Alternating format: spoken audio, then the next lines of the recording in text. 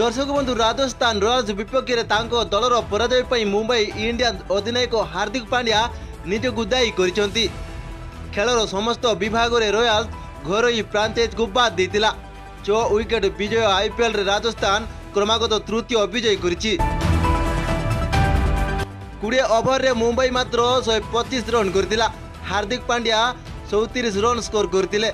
Trent Boult एवं युजवेंद्र चहल प्रतिपक्ष को क्रमागत 3टी लेखाएं विकेट नहीं।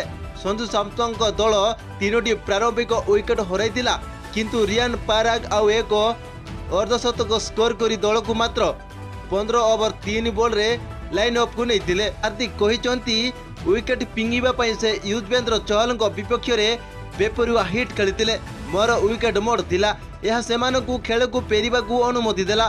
बैट्समैन मानक सह मु भल करितांते बोली हार्दिक पांड्या निजे कहिसंती। अवशिष्ट मैच रे मुंबई इंडियंस रो सफलता उपर पांड्या आत्मविश्वासी मने करथिले। रोहित शर्मा को अधिनायक भाव में बदलाइथिबारु एमआई हार्दिक को अधिनायकत्व स्थान रे रहिछि।